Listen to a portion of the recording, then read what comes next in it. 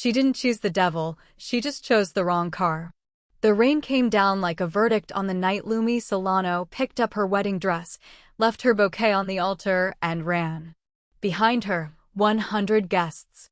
Ahead of her, a city that had never belonged to her and a groom who intended to make sure nothing ever would. The car was black, armored, idling in the alley like it had been waiting her whole life. She didn't look.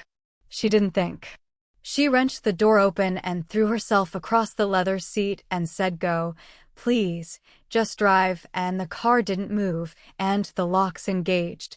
And the man in the driver's seat turned just enough for her to see the scar through his brow and the eyes that had never once learned to be afraid of anything. Bain Arlo. The one name in the city her father had spoken only in whispers and only once, and then locked away like something dangerous. Osseous Grimm had been her monster by arrangement. This one she had found entirely on her own, sealed herself in with him, asked him nicely for a ride, and somewhere in the 30 days that followed, made the catastrophic mistake of understanding him. He drove for 11 minutes without speaking, which was somehow worse than anything he could have said. Lumi counted the minutes because counting was something to do with the part of her brain that kept trying to spiral. She watched the city change outside the window, the cathedral district bleeding into the financial corridor, all glass and cold light, then down into the older quarter where the streets narrowed and the buildings leaned toward each other like conspirators. She didn't know this part of the city. That was, she realized, probably intentional on his part. "Where are you taking me?" she said. Not a question, exactly. More like a sentence she needed to exist out loud. "Somewhere Osseous won't look in the next 20 minutes. He checked the mirror, nodded her, at the road behind them. "After that, we'll discuss what happens to you." The phrasing landed badly. "What happens to me?" she repeated. "You climbed into my car uninvited, Miss Solano. You don't get to be particular about the wording." She turned to face the window so he wouldn't see her jaw tighten. Outside, a traffic camera swiveled as they passed, and she watched Bain's hand move almost imperceptibly on the console. A single button, pressed without looking, and the camera swiveled away again. She filed that information somewhere cold and quiet inside herself. "You know who I am," she said. "I knew who you were before you opened the door." A pause. "Marcos Solano's daughter. The Grimm Solano alliance, sealed in matrimony.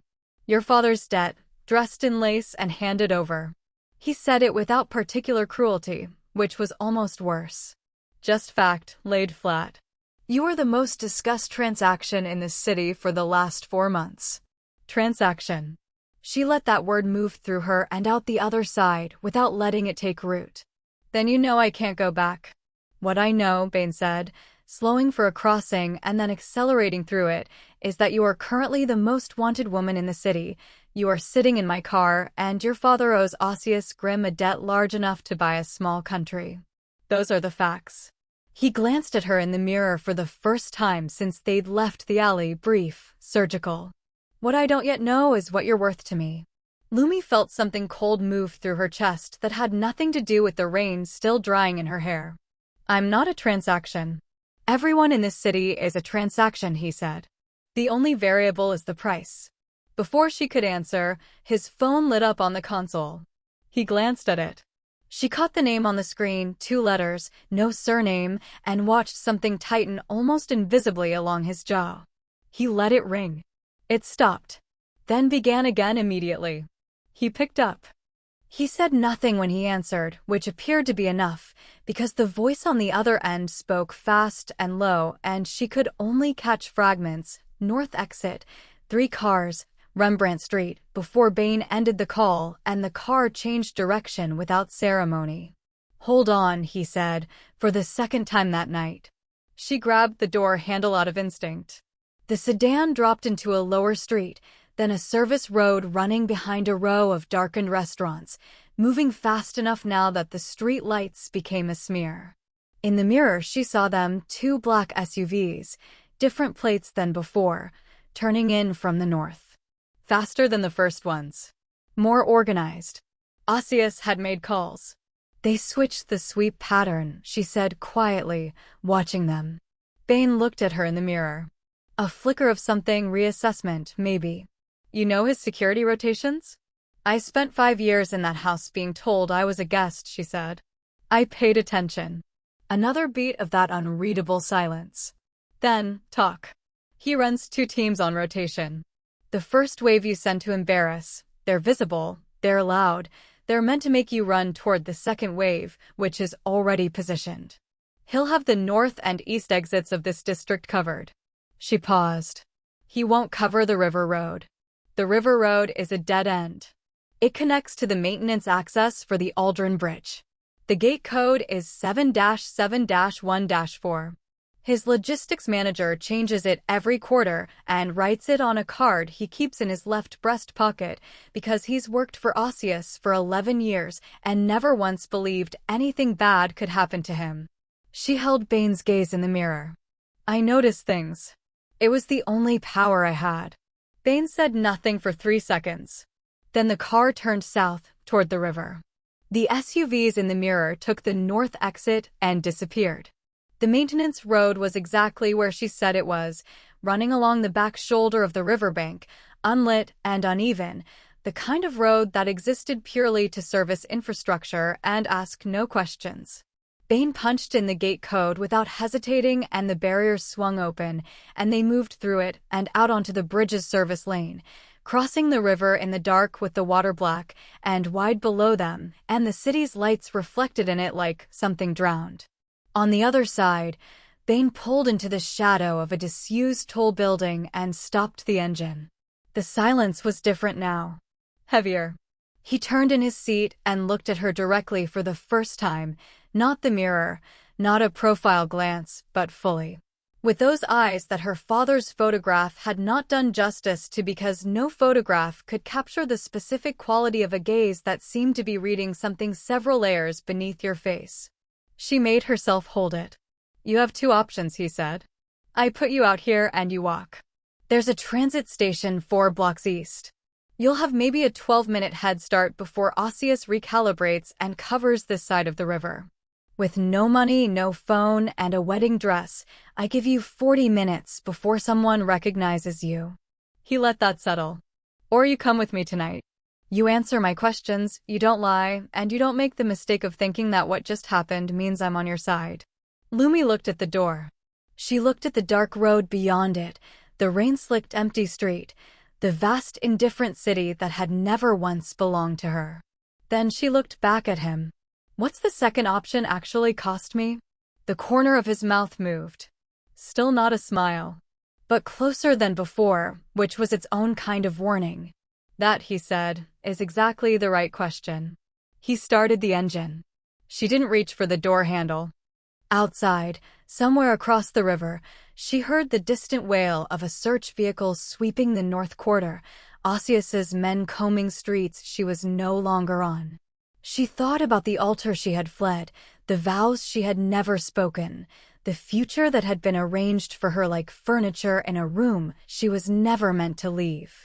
Then she faced forward, folded her ruined veil into her lap with the careful precision of a woman deciding, once and for all, to stop being someone else's beautiful thing, and waited to see what kind of monster drove her to next. The safe house was not what she expected, which she suspected was the point. She had braced herself for something cold, bare concrete, industrial lighting, the aesthetic of a place designed to hold people rather than welcome them. That was what Osseous's properties felt like. Functional. Stripped of anything that might suggest the people inside them had inner lives worth considering. She had spent enough nights in his family's guest rooms to know the particular chill of spaces that were beautiful on the surface and airless underneath. Bane's fortress was something else entirely. It sat on the western edge of the old merchant quarter, behind a gate that looked like it belonged to a neglected textile warehouse and opened onto something that absolutely did not. The building was 4 stories of dark brick and iron, serious and unornamented from the outside, the kind of architecture that didn't ask to be looked at. Inside, it exhaled. High ceilings with the original timber beams left exposed. Walls the color of charcoal and aged brass. Bookshelves that ran floor to ceiling along the entire eastern wall of the main room, crammed without apology. Paperbacks broken-spined beside leather-bound volumes, beside what appeared to be structural engineering manuals, beside a battered collection of Neruda that had clearly been read more than once. A wide oak table dominated the center of the space, covered in maps and open folders and 2 empty coffee cups that no one had cleared away, because this was not a place maintained for appearances. It was a place someone actually lived in. Lumi stood in the entrance and dripped quietly onto the stone floor and tried to recalibrate every assumption she'd arrived with. A woman appeared from a side corridor, 50s, sharp-eyed, with the bearing of someone who had long ago decided the world could accommodate her pace or get out of the way. She looked at Lumi, then at Bane, then back at Lumi's destroyed wedding dress with an expression of profound, unruffled practicality. "I'll need her size," the woman said. "She'll tell you," Bane replied, already moving toward the table, already reaching for one of the folders. "Get her something dry. And coffee." "I don't need," Lumi started. "You're shaking," he said, without looking up. "It's not a kindness, it's a practical consideration. Shaking people are difficult to have useful conversations with." The woman, who introduced herself only as Petra, in a tone that suggested a surname was unnecessary information, led Lumi through a corridor and up a half-flight of stairs to a room that was spare but not unkind. A wide bed with a dark linen cover. A lamp that cast amber rather than white light. A bathroom with actual towels, thick and warm, which struck Lumi as an absurdly emotional thing to notice, and yet there it was. She peeled off the wedding dress alone, which took longer than expected because her hands were still unreliable. She left it in a heap on the tile floor, all that silk and lace and her mother's careful stitching, and stood under the hot water until her body remembered its own temperature. When she came out, Petra had left a change of clothes on the bed, dark trousers, a soft gray shirt, flat shoes in roughly the right size. Practical. Unsentimental. Perfect. She dressed and looked at herself in the mirror above the dresser. There. That was closer to a person she recognized. She found Bane at the oak table when she came back down, the folders reorganized, a third coffee cup added to the collection. He had changed too. The black jacket was gone, sleeves rolled to the forearm, and the absence of the formal layer made him look less like a figure from her father's warnings and more like a man who had work to do and was doing it. He had a pen in his hand and was annotating something in a margin with the focused economy of someone who thought in very straight lines. He didn't look up when she entered. "Sit. You say that like you're used to being obeyed." "I am," he said simply. He did look up then, and something in his expression acknowledged, briefly and without warmth, that she had made a fair point. He gestured to the chair across the table. She sat. He slid a mug toward her. She wrapped both hands around it and let the heat work its way inward and waited. "Tell me about the debt," he said. She told him. She had never told anyone, not in full, not in sequence, but she told him now because the alternative was going back out into the rain with 40 minutes and a transit card. And because something about the way he listened made lying feel like a waste of both their time. He didn't react. He didn't reassure.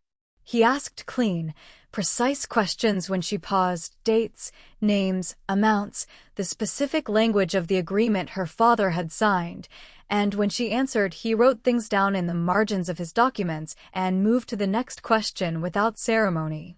It was, she realized halfway through, the first conversation she'd had in 5 years where the other person was listening to the information rather than to the sound of their own patience running out. Osseous had never listened. Osseous performed listening, the tilted head, the measured pause, while actually constructing his next sentence, his next leverage point, his next small erosion of whatever ground you thought you were standing on. She had learned to watch his hands when he did it. They always gave it away. A slow rotation of the ring on his right hand, round and round, which meant he was calculating, which meant whatever he said next would cost you something. Bane's hands were still. He'll move against my father, she said, when she'd finished. Now that I've run. The debt doesn't disappear because the bride did. No, Vane agreed. It doesn't. Are you going to help him? My father. He looked at her steadily. I'm going to tell you something, and I need you to hear it without the part of you that's still hoping this is a rescue story. He set the pen down. I don't do rescues. I don't have interests in your family, your father's debt, or your personal freedom. What I have is a long-standing problem with Osseous Grimm and a recent development. He gestured, almost imperceptibly, at her, that may or may not be useful to that problem. Lumi held his gaze. So I'm an asset. You're a possibility, he said. Whether you become an asset depends on what you're willing to do and how honest you're prepared to be with me. He paused. Starting now. She looked around the room, the books, the maps, the 2 cold coffee cups that no one had cleared away because Bain Arlo lived in his own space like a person rather than a performance. She thought about the guest rooms in Osseous's properties, the ones stripped of anything human. She thought about the specific texture of a cage that called itself a home. Then she thought about the gate code she'd memorized. The rotation schedules. The 11 years of small unguarded details she had gathered simply by being underestimated in every room she'd ever stood in. Ask me something hard, she said. For the first time since the alley, something in Bain Arlo's eyes shifted, not softness, not warmth, but something adjacent to respect, which she was beginning to think might be the only currency in this fortress that was worth earning. He picked up the pen. Let's start, he said, with your wedding night. She hadn't expected the question to be literal.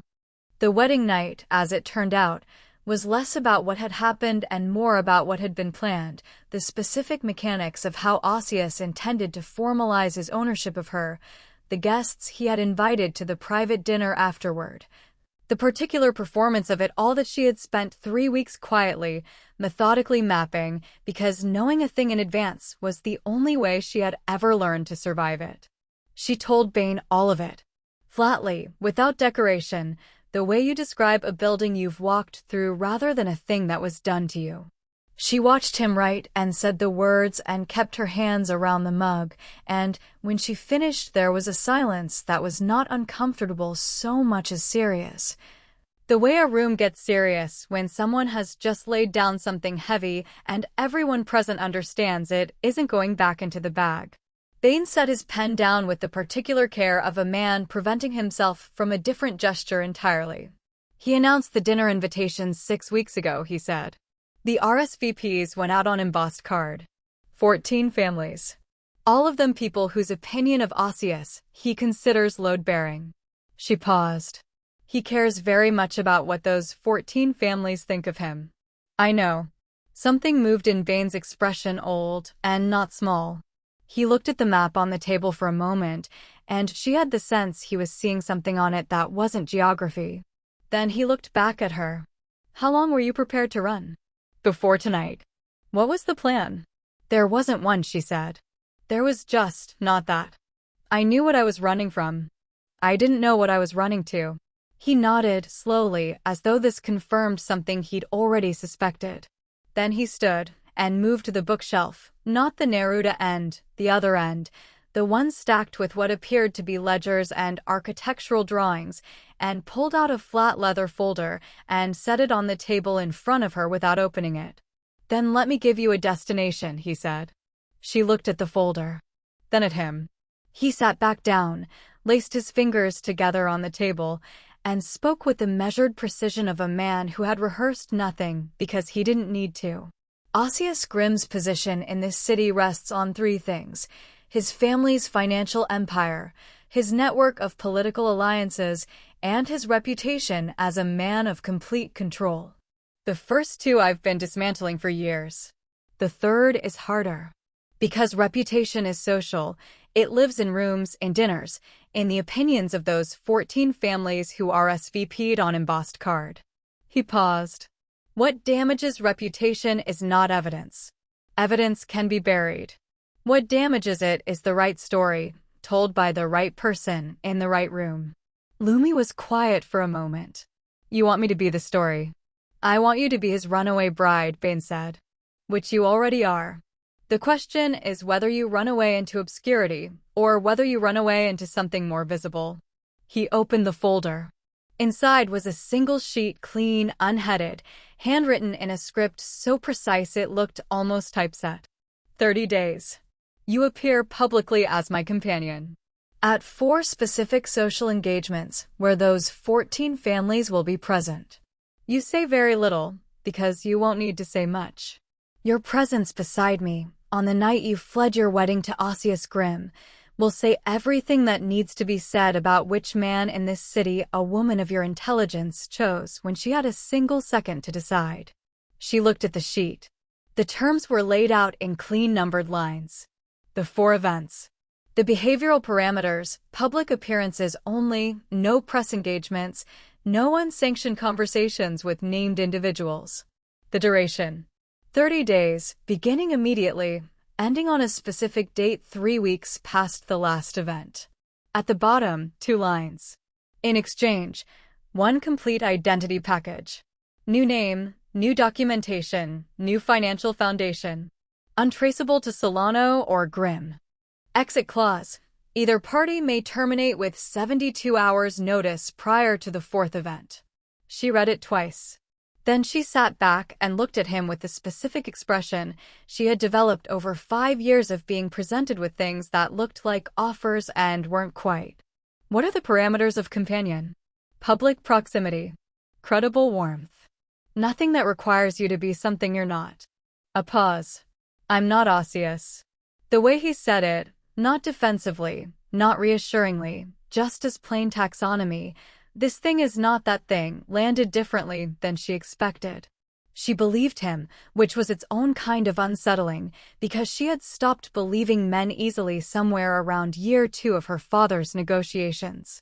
30 days is a long time to be credibly warm towards someone I don't know, she said. 29 days of proximity will solve that problem. And your people? They'll accept this. Something flickered at the corner of his mouth. My people accept what I decide. And after, she pressed. I take the identity and disappear. You get your reputation play. What stops Osseous from simply redirecting his attention toward me once I'm no longer useful to you? Bane looked at her for a long moment. The 4th event is his youngest brother's engagement gala. Neutral ground, attended by every significant family in this city. What happens there will determine whether Osseous has any attention left to redirect. He said it without drama, without the performative menace that Osseous used to inflate his own sentences. Just a statement of projected fact. He'll have other concerns. She looked down at the sheet again. The clean numbered lines. The exit clause. The 2 words at the bottom, new identity, that contained, inside their plainness, the entirety of what she had wanted since she was old enough to understand what her father's debt would eventually cost her. A name that belonged only to her. A door that no one else had a key to. I want 1 amendment, she said. He waited. If at any point your plan puts my father in direct physical danger, not financial, not reputational, physical, I walk. Regardless of where we are in the 30 days. She met his eyes. He made bad choices. He doesn't get to die for them. Bane studied her for a moment with that layered, reading gaze. Then he picked up the pen and wrote 1 line at the bottom of the sheet, below the exit clause, and turned it to face her. It said exactly what she'd asked for. Word for word. No paraphrase, no softening, no lawyer's reinterpretation. Her condition, written in his hand, made binding by its presence on the page. She picked up the pen. She signed. He signed beneath her, capped the pen, and closed the folder with the finality of a chapter ending. Then he stood and moved toward the corridor, pausing once at the threshold with his back still to her. The 1st event is in 9 days, he said. The Aldrin charity dinner. Black tie. You'll need a dress. I just got out of one, she said. A different kind, he replied and walked away, and she sat alone at the table with the cold coffee and the signed contract and the first night of 30 stretching out ahead of her like a road she'd chosen. For once, entirely on her own. She found out about the wound by accident. the way you find out most true things about people who are practiced at concealment. It was the third day. The fortress had settled into a kind of routine around her, Petra appearing at regular intervals with food and information, and the occasional dry observation, the low murmur of Bane's phone calls filtering through closed doors, the geography of the place revealing itself gradually the way a city does when you stop consulting a map and simply walk. She had been given access to the main floor and the library and told, without particular hostility, that the upper corridor and the room at the end of it were not part of her territory. She had not tested that boundary, partly because she understood the value of demonstrating restraint early, and partly because she had more than enough to study on the floors she was permitted. She studied him mostly, from careful distances, in the margins of rooms. He worked with a focused relentlessness that bordered on punishment. The table was always occupied, always reorganized into some new configuration of folders and maps and annotated documents that she was slowly learning to read upside down. He slept, she gathered, in limited and irregular installments. He ate at the table, standing, in the way of someone who considered meals an interruption rather than an event. He gave instructions economically and received information the same way, no commentary, no reaction, just the pen moving, the question forming, the nod that meant noted, continue. He did not perform power. He simply had it, the way certain rooms have light, not because someone arranged it, but because that is the nature of the structure. She was sitting in the library on the third evening, working through the social profiles Petra had compiled on the 14 families attending the Aldrin dinner, when she heard it, a sound from the corridor that was not quite right. Not loud. Almost nothing. The specific almost nothing of a person absorbing pain quietly because they have decided the alternative is worse. She put the folder down. He was in the kitchen, which surprised her because she had never seen him use it for anything other than the coffee machine. He was standing at the counter with his back to the door, jacket off, and he was very still in the particular way of someone concentrating hard on not moving. On the counter beside him was a first aid kit, open, half its contents removed and not yet used. His left shirt sleeve was dark with blood. "You're hurt," she said, from the doorway. Observant. He didn't turn. "Go back to the library." "How long ago?" "It doesn't require." "How long ago, Bane?" The use of his name without title or distance stopped him for a moment. He straightened slightly. "This afternoon," he said. "The exchange on Courier Street." "It's been managed." She looked at the unused contents of the first aid kit and said nothing about managed. She crossed the kitchen, ran her hands under the tap, and reached past him for the gauze with the matter-of-fact efficiency of someone who had learned field first aid at 15, because Marco Solano had operated in the kind of circles where knowing it was simply sensible. He turned then. Not all the way, he angled toward her with an expression she hadn't seen on him before, which was the expression of a man recalculating a situation that had developed differently than projected. "I don't need. You've been bleeding through your shirt for 6 hours, and you have 9 days until you need to put a jacket on in front of 14 families." She met his eyes briefly, and then looked at his arm with professional focus. "Sit down." He sat, which, she suspected, represented a more significant concession than it appeared.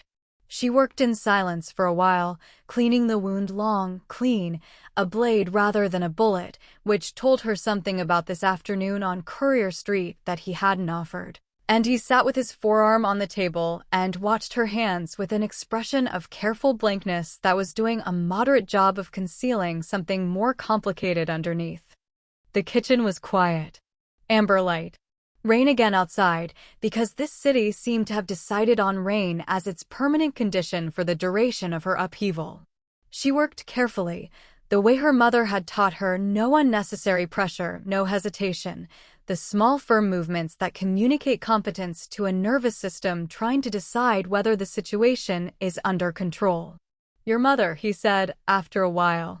She looked up. "What? You do this like someone taught you?" "Specifically." She returned her attention to the gauze. She was practical about certain things. My father's work had edges. A pause. She died when I was 17. Before she could see what her practicality was ultimately preparing me for. He said nothing to that. But something in the quality of his silence changed, became less managed, more present. Courier Street, she said, securing the dressing. Was that about me? A beat. It was about a conversation I needed to have with a man who works for Osseous. The conversation became physical. Because of me. Because he was under instruction to locate you, and the conversation revealed that. The physicality was a natural consequence. She smoothed the edge of the bandage and did not immediately move her hands away, and the moment expanded slightly around that stillness, her fingers at his forearm, the kitchen quiet. 9 days of contract and 30 of proximity, and all its attendant complications hovering somewhere just above the amber light. Thank you, she said. Not for the wound. For Courier Street. He looked at her hands and then at her face, and she saw it, brief, unguarded, the space of perhaps 2 seconds, something that lived beneath all the calculation and the cold precision and the carefully managed distance. Something that recognized her in the specific way that people recognize each other when they have both spent a long time being used as instruments by people who never once thought to ask what they wanted. Then it was gone, covered again, and he looked away first. You did clean work, he said, which from him she was beginning to understand was a particular category of compliment, the kind that acknowledged capability rather than performed appreciation.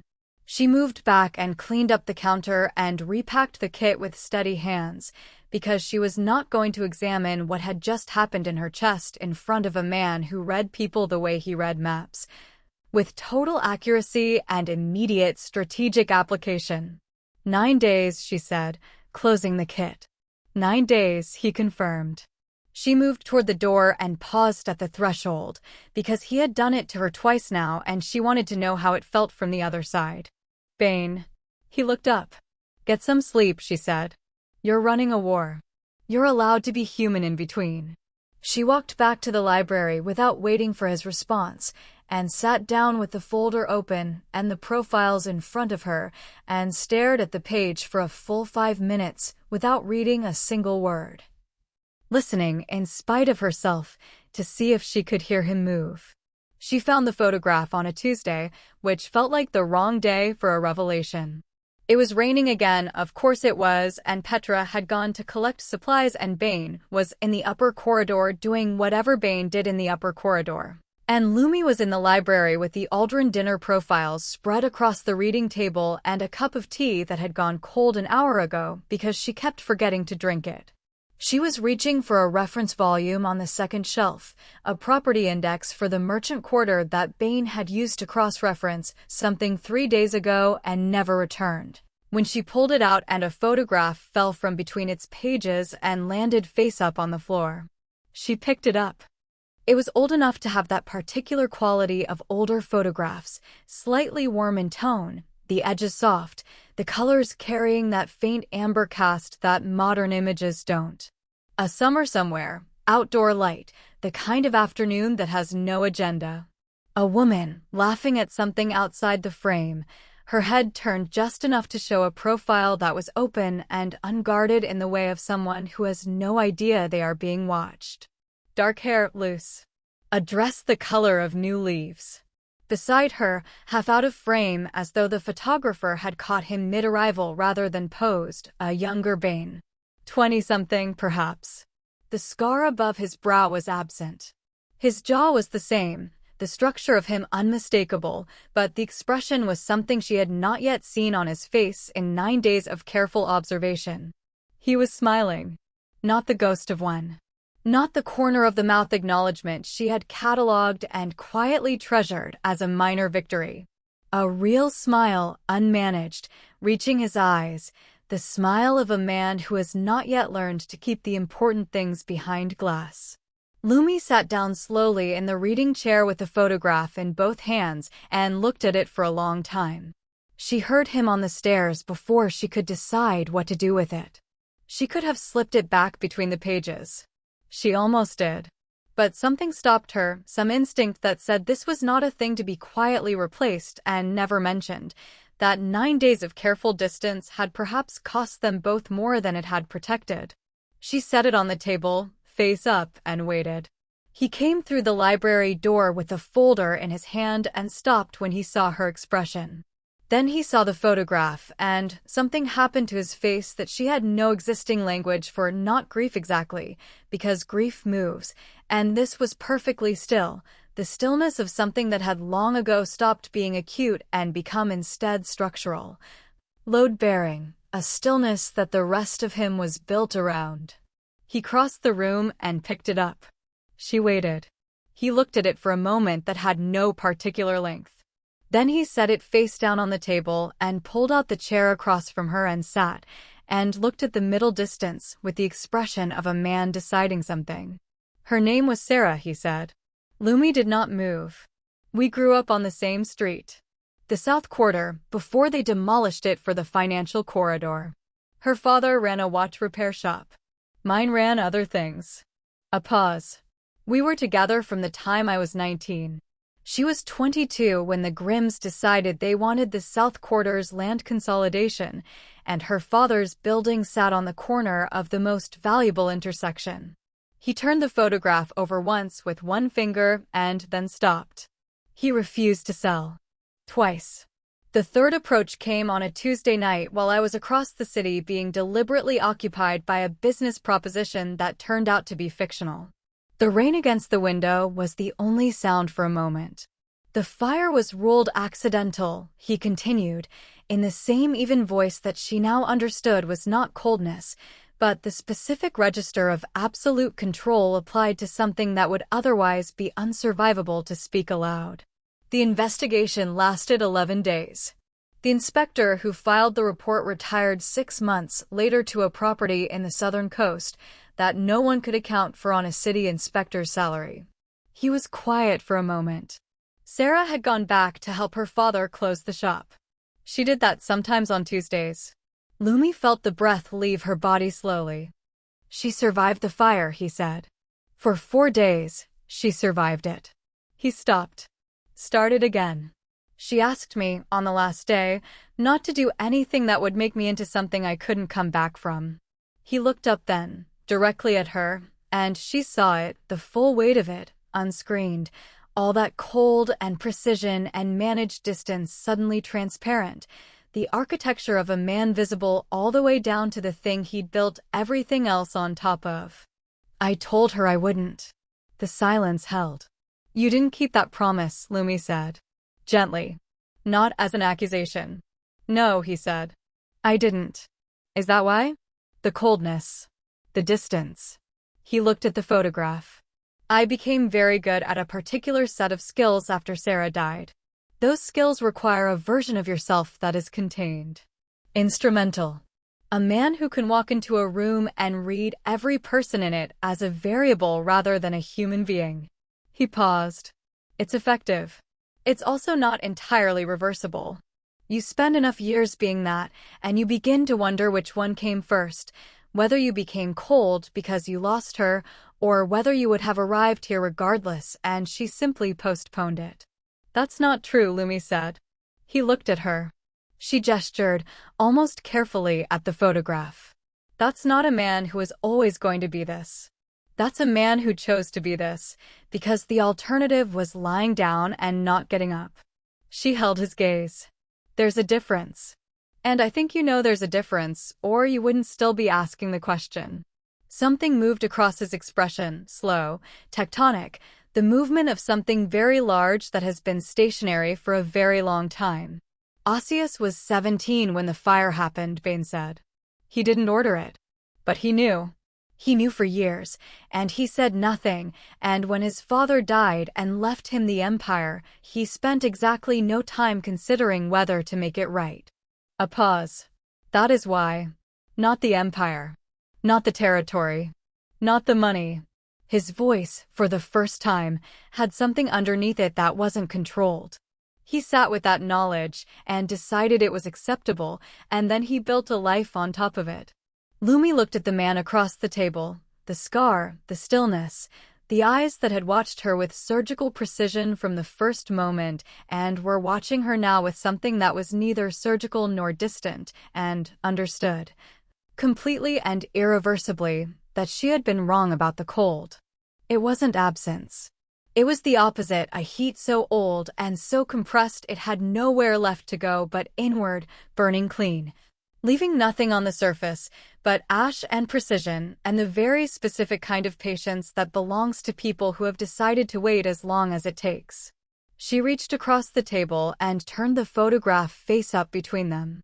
"Tell me about her," she said. "Not the fire. Before that. Tell me what she was like." He looked at the photograph for a long moment. And then, quietly, in the amber-lit library with the rain against the glass and 9 days of careful distance dissolving into something neither of them had planned for, he did. The dress was midnight blue. Not black, which would have been the obvious choice, the safe choice, the choice of someone who wanted to disappear into the edges of a room. Petra had laid it across the bed that morning without commentary, which was Petra's way of indicating that the decision had already been made and commentary was redundant. It was structured at the shoulder and fluid everywhere else, the kind of garment that moved with the body rather than containing it, and when Lumi put it on and looked in the mirror, she saw someone she recognized from a long time ago, before the negotiations.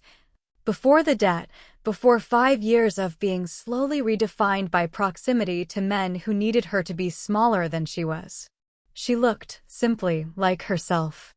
Bane was waiting at the foot of the stairs in black tie, which should have been unremarkable because black tie was a uniform and uniforms were by definition impersonal, except that nothing about the way Bane Arlo occupied a room was ever impersonal. He looked up when she reached the landing and something moved across his face, brief, unannounced, the 2-second unguarded quality she had learned to watch for, and then it was gone, and he was composed again. And he offered his arm with the practiced ease of a man who had attended 100 events like this one. "The Neruda is showing," he said quietly as she took his arm. She looked at him. "The way you came down the stairs," he said. "Like you're arriving somewhere rather than performing an arrival." A pause. "It's good. Keep it."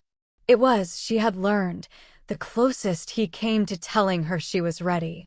The Aldrin Charity Dinner occupied the top 2 floors of the Meridian building, the kind of venue that had been designed specifically to make the people inside it feel like the city below existed for their viewing pleasure. 300 guests in formal wear, 14 families among them, a string quartet playing something European and unobtrusive in the corner, and enough old money in the room to buy and raise the South Quarter several times over. They were announced at the entrance, which was the first tactical move. Bane had requested it, which was unusual enough to generate precisely the ripple of attention he'd intended. Names carried across the room, heads turned, and Lumi felt the specific quality of a crowd's collective recalibration moving through the space like a current. She kept her chin level and her hand light on his arm and thought about what Petra had said that afternoon while lacing the back of the dress. "You don't need to perform anything, girl. Just remember that every person in that room already has an opinion about you. Your only job is to be more interesting than their opinion." She was, she decided, going to be very interesting. The first hour moved through introductions and champagne and the careful social geometry of a room where everyone was simultaneously networking and pretending not to. Bane navigated it with his characteristic efficiency, the right words, the right duration of attention per conversation. The hand that moved briefly to the small of her back at intervals that were frequent enough to be noted and restrained enough to remain elegant. She contributed precisely where it served them, a pointed observation about the Aldrin Foundation's new portfolio here, a deftly recalled detail about a family's philanthropic history there, enough to establish that she was present and considered and not simply ornamental. She watched the 14 families watch her and understood that the story was already writing itself. She felt him before she saw him. That was the only way to describe it, a change in the room's atmospheric pressure, a collective intake that moved through the guests nearest the east entrance like a slow wave. She was mid-conversation with a silver-haired woman from the Voss family when she saw Bane's hand still against her back, and she knew without turning. She turned anyway. Ossius Grimm had not changed in 9 days. He was handsome in the way of things that had been constructed rather than grown, deliberate, symmetrical, expensive. He was wearing white, which was a choice, and he was smiling, which was a warning. Beside him, 2 men in dark suits who were not guests but attendants, and behind that smile the particular brightness of someone who had decided tonight was a correction. He crossed the room toward them with the ease of a man who considered every room his own, and the guests between them found reasons to be elsewhere, which was its own kind of acknowledgement. Bane, he said, stopping at a distance that was technically social and functionally territorial. Then his eyes moved to Lumi, and the smile sharpened at its edges in the way of a blade being adjusted rather than a warmth being expressed. "And my bride. I wasn't aware you'd be attending." "She isn't yours," Bane said. "Conversationally. The way you stayed a temperature. That's an interesting position from a man who appears to have collected something that belongs to me." Ossius tilted his head, the gesture she remembered, the performance of patience while calculating cost. "Lumi, you look well. Better than I expected, given the circumstances of your departure." She felt the room listening. Not visibly, no one had turned, no one was obviously watching, but the quality of the nearby conversations had shifted, thinned, become permeable. 3 of the 14 families were within hearing distance. She was aware of this with the precision of someone who had spent years learning to read rooms from the inside out. "I look like a woman who made a decision," she said. "I'm sorry if the timing was inconvenient." Something flickered in Ossius's eyes. Not anger, he was too controlled for visible anger in a room like this. But something colder and more considered. He looked at Bane. "Whatever arrangement this is, it has a natural limit. The Solano debt doesn't disappear because she found a more comfortable set of rooms to wait in.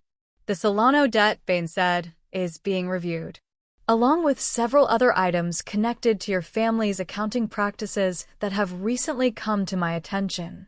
He held Ossius's gaze with the total stillness of someone who has been waiting 9 days, or perhaps 9 years, to say the next sentence in a specific room in front of specific people. "You might want to speak to your father's former inspector. I understand he's been having a difficult time lately, down on the southern coast." The color didn't drain from Ossius's face. It simply settled, rearranged itself into something careful and newly attentive, the face of a man who has just understood that the room he walked into is a different room than the one he planned for. Then Bane turned to Lumi, and what he did next was not in the contract. He lifted her hand from his arm, slowly, and raised it, and pressed his mouth to her knuckles with the unhurried deliberateness of a man making a declaration, not for the room, or not only for the room, but with his eyes on hers for the entire duration. And in them that 2-second unguarded quality that was no longer quite as brief as it used to be. "Come," he said quietly, only to her. "I want to introduce you to someone." He walked her away from Ossius Grimm without looking back. He didn't need to. The murmur that moved through the 14 families did it for him, soft, immediate, the sound of a story shifting, of an old understanding being quietly, publicly, irreversibly revised. Lumi kept her hand in his and her chin level and did not allow herself to examine, until much later, the fact that her pulse had changed the moment his mouth touched her hand, and had not returned to normal by the time they reached the other side of the room. She should have seen it in the silences. Looking back, and she would have a great deal of time to look back, in the hours that followed, the signs had been there with the particular clarity that hindsight grants to things you weren't looking for because you had started, without quite deciding to feel safe. Small things. A door closing a beat too quickly when she passed the east corridor. A phone call that stopped when she entered a room, resumed only after she left. The way certain conversations between Bane and his inner circle would reconfigure slightly in her presence, not obviously, not insultingly, but with the subtle adjustment of people who have decided, consciously or not, that a variable has not yet been fully resolved. She had noticed. She had filed it under expected caution and returned to her profiles. That was the mistake. The Aldrin dinner had been 4 days ago, and those 4 days had a different quality than the 9 that preceded them, warmer, more inhabited. The fortress feeling incrementally less like a holding pattern and more like somewhere that had adjusted its dimensions to include her. Bane worked at the table, and she worked beside him now, not adjacently, but actually beside him, close enough that their annotations occasionally overlapped on the same document, and neither of them moved away. Petra had stopped referring to her as the girl and started calling her Lumi, which Petra clearly considered a significant concession. The upper corridor remained closed, but she had stopped noticing it as a boundary and started knowing it simply as a fact, the way you know the shape of a place you live in. She had started thinking of it as a place she lived in. That was the second mistake, and she understood it clearly at 11:15 on a Thursday night when she went to the kitchen for water and found it empty, went back through the corridor and noticed the east door was open an inch, and then stopped. Because the voice she heard through it was not Bane's. She stood very still. The voice was low and careful, and she recognized it after a moment as Declan, mid-30s, sharp-featured. The member of Bane's inner circle who handled logistics and communications and had been present at nearly every operational conversation she'd been permitted to observe. He had always been pleasant to her. Professionally pleasant. The kind of pleasant that doesn't cost anything because it isn't connected to anything real. She caught fragments. A location, the name of the street where she had, earlier that week, accompanied Bane to a secondary meeting. A timing detail. And then, unmistakably, a name. Grimm. She walked back to her room at a normal pace, because running would have told the walls something she wasn't ready to announce.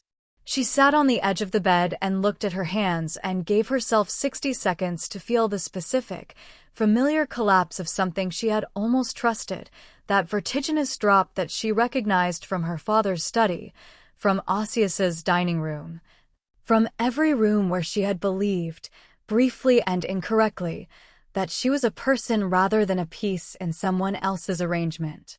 60 seconds. Then she stood up. She took the go-bag Petra had assembled for her on day 2, a standing protocol, Petra had said, for everyone in the building, said with the matter-of-fact efficiency that Lumi had since recognized as Petra's version of care. She put on her shoes. She checked the window, second floor. The ledge outside it was narrow but functional. She had noted this her first week, because noting exits was another thing she had learned to do automatically in the years of being somewhere she hadn't chosen. She had the window open when the door came off its hinges. Not her door, the front gate, for floors below, a sound like a decision being made very loudly by a very large number of people simultaneously. Then voices in the stairwell, moving fast, and she understood with cold clarity that she had been 60 seconds too slow, that Declan had not been warning Osseous of a location, but confirming one, and the location was here, and the timing was now. She didn't make it to the window. The room door opened and 2 men came through it with the practiced efficiency of people who do this professionally. And she threw the go-bag at the first one and got 3 steps toward the window before the second one had her arm, and then her other arm, and she was being moved backward, controlled, toward the door. And she made it as difficult as she possibly could because making it difficult was the only power she had, and she had learned a long time ago never to surrender the only power she had. Bane, she said, loudly, clearly, once. Because he was in the building, he had to be in the building, and she was going to give him that one word before she stopped expecting him to hear it. Nobody answered. They took her down the back stairs. She noted each turn, each door, and out through the service entrance into a black car that was already running, and the city closed over the top of the evening like water over a stone, smooth and immediate and indifferent. She sat in the back seat with her wrists held and her breathing controlled and her mind moving fast and clean the way it did when everything stripped away except the next immediate problem. She thought about what she knew. She knew the route. She was tracking it, every turn. Recalibrating against the city geography she had spent 15 days absorbing from Bain's maps. She knew where they were going before they arrived, because there were only 2 properties Osseous maintained on this side of the river, and one of them had a service entrance that matched the approach angle of the route they were taking. She knew the gate code for neither of them. What she knew, and this was the thought she held on to, turned over, examined from every angle in the 15 minutes it took to arrive, was that Osseous needed her functional.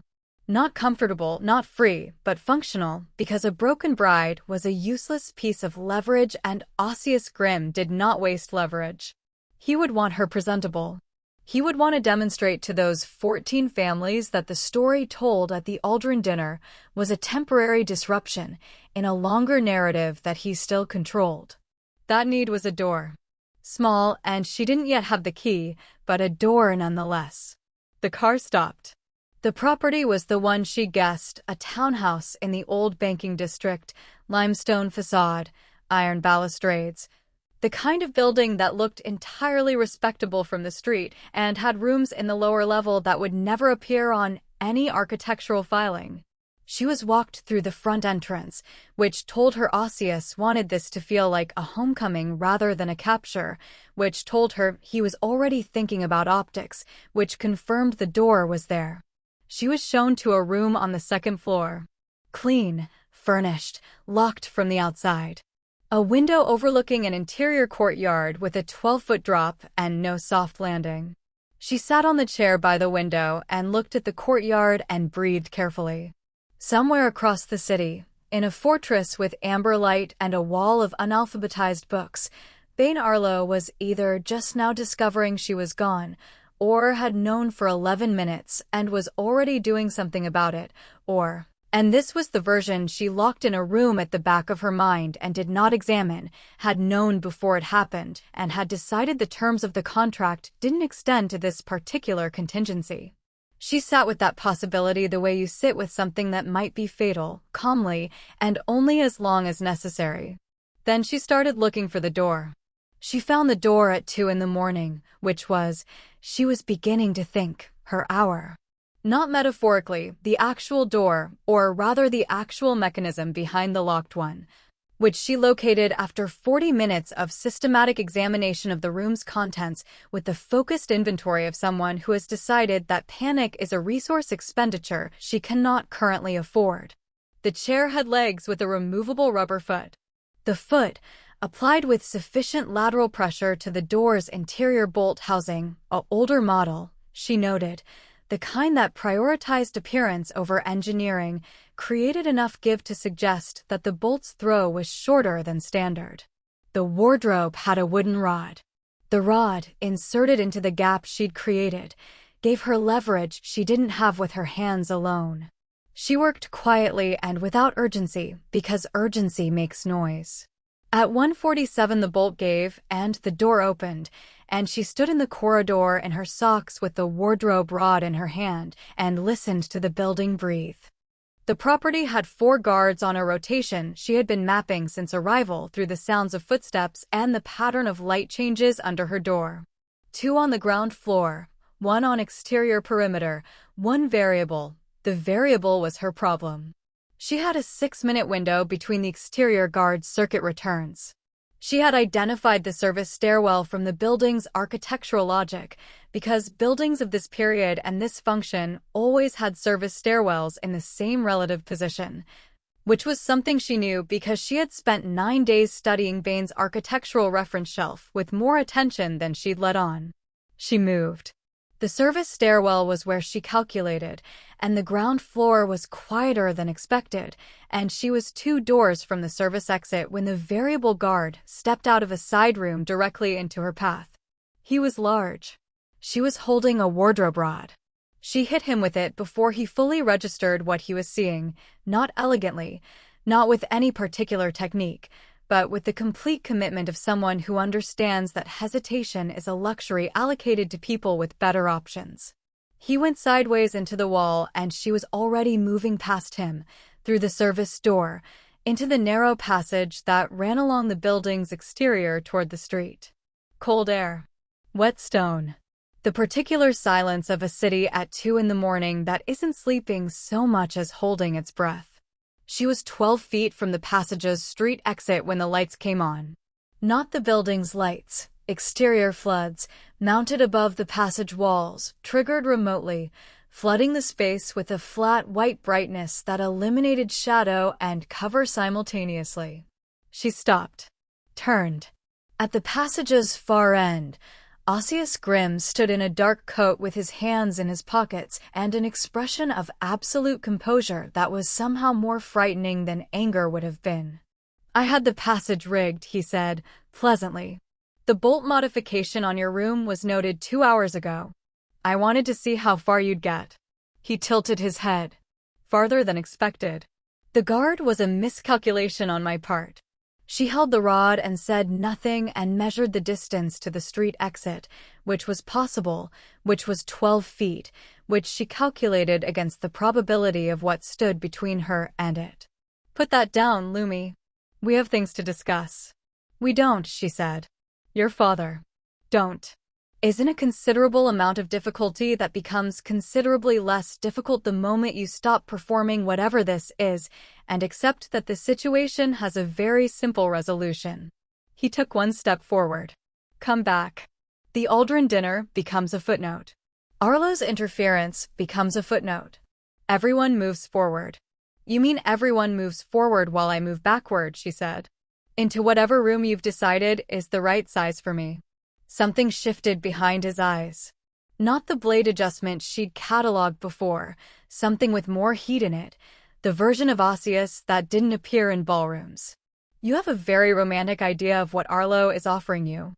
"I have a very clear idea of what you're offering me," she said. "I've had 5 years to read the terms." He moved.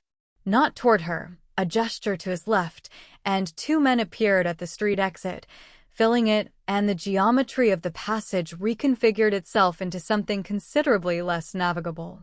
She turned. The way she'd come was Osseous. The way forward was 2 large men and a locked option. She gripped the rod. She was still calculating when the street exit stopped being an exit and became an entrance, because something hit it from the outside with the force and finality of a decision that had already been made before it landed, and the door came off its frame entirely, and Bane Arlo walked through the space where it had been. He was not in black tie.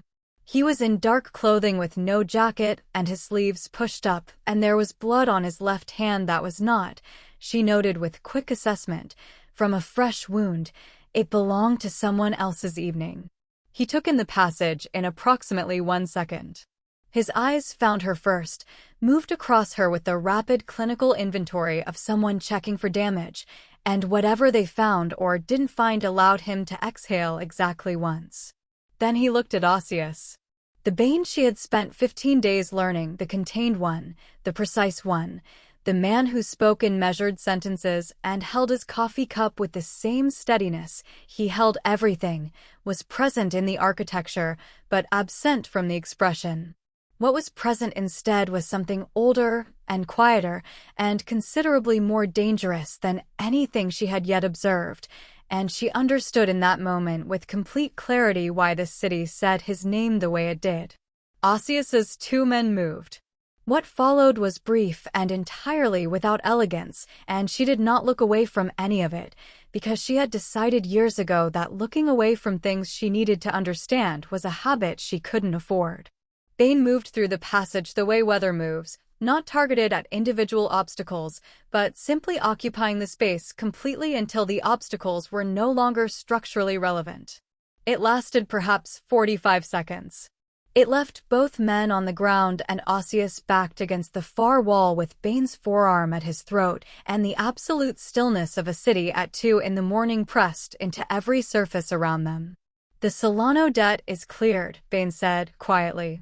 "The documentation goes to every remaining family contact you have by morning. You will confirm this." A pause that had specific weight. "And you will not rebuild. Not the territory. Not the alliances. Not the argument." He leaned in slightly. "Sarah's father's building stood on that corner for 40 years. Think about how long 40 years is. Osseous, and consider whether the version of you that makes it to 41 wants to test whether I'm finished. Osseous said nothing, but his eyes moved, once to Lumi, not with possession this time, not with the blade adjustment calculation, with the particular look of a man who has finally correctly read a situation several weeks after it mattered. Bane stepped back.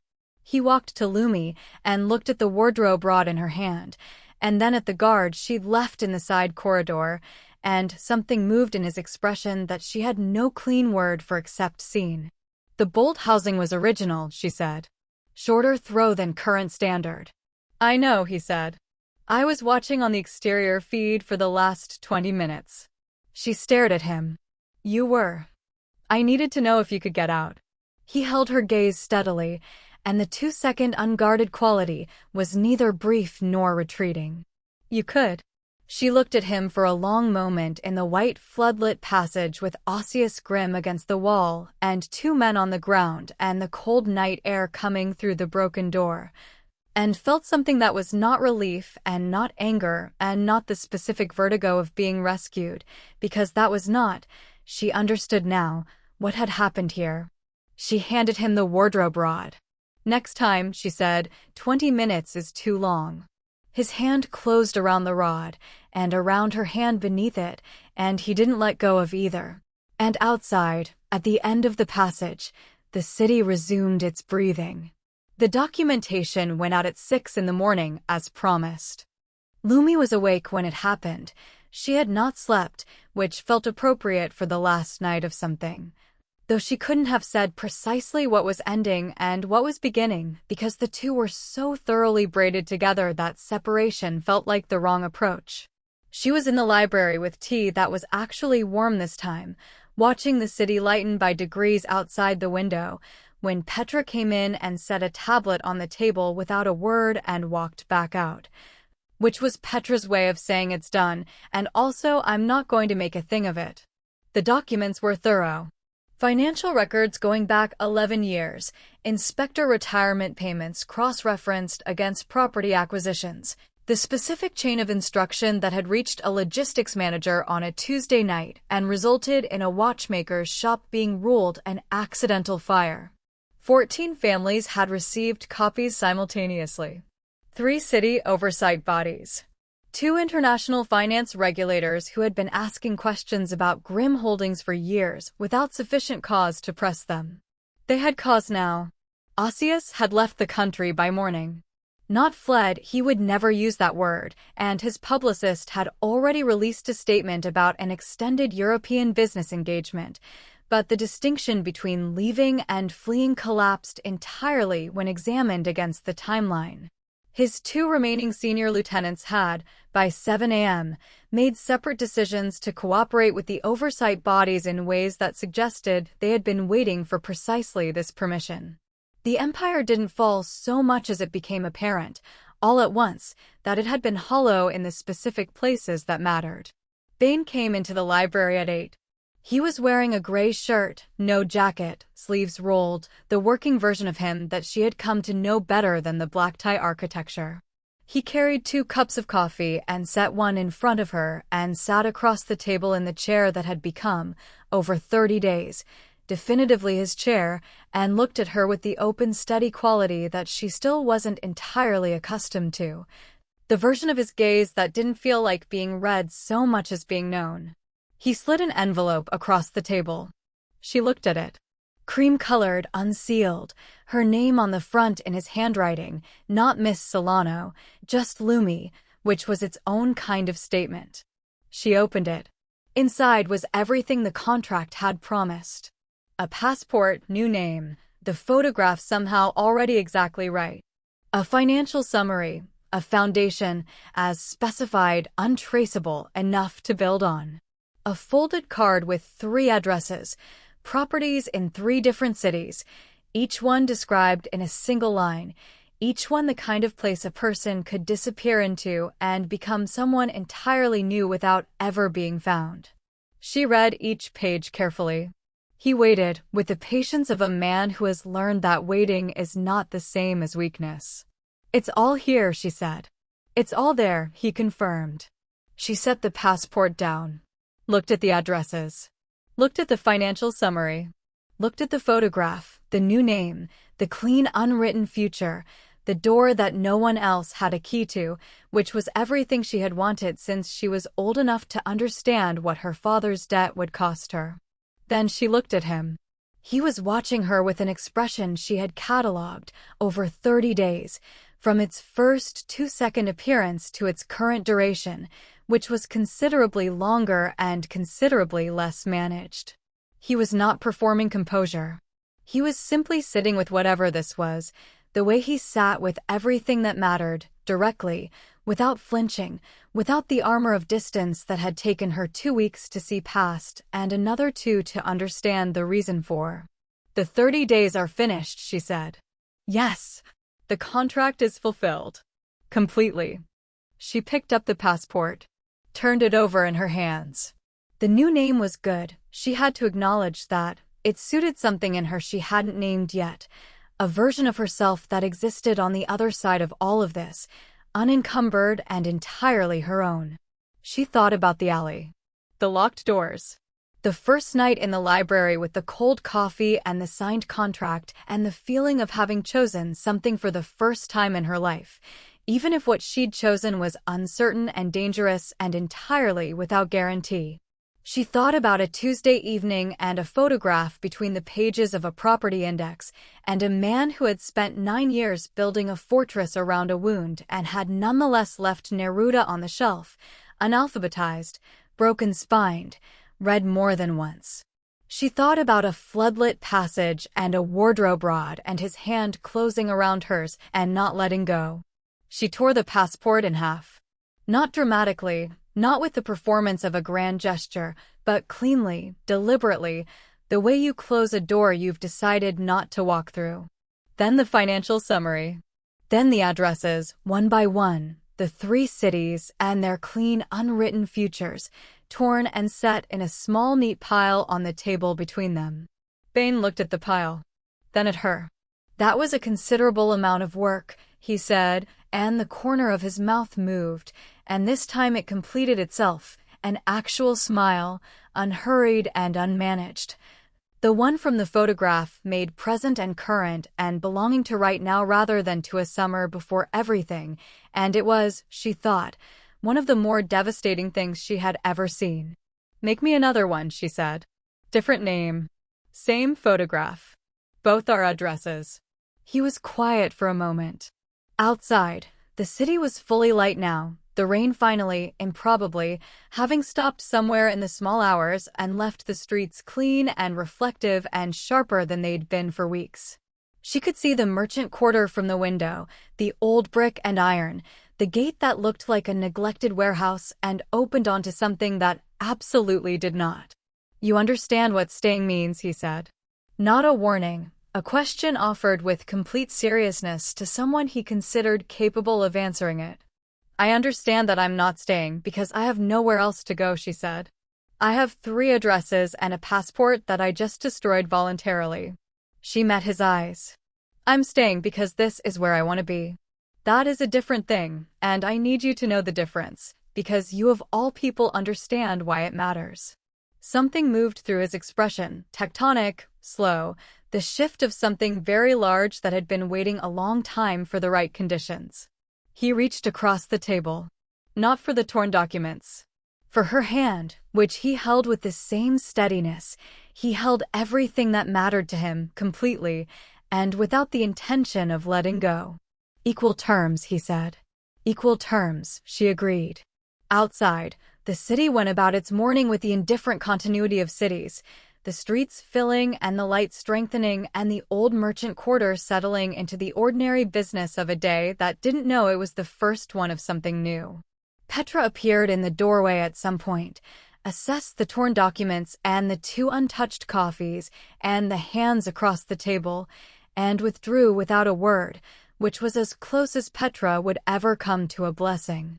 Lumi looked at the man across the table, the scar, the steadiness, the smile that was no longer something she had to watch for because it was simply there, present and unhidden, belonging to the same room as her, and felt, For the first time in a life that had been arranged and negotiated and transacted from the outside, the particular quiet of a thing that was entirely and irrevocably her own.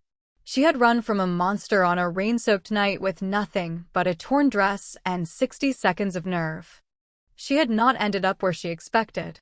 She had ended up, against all reasonable probability, exactly where she chose. And this time, no one had arranged it but her.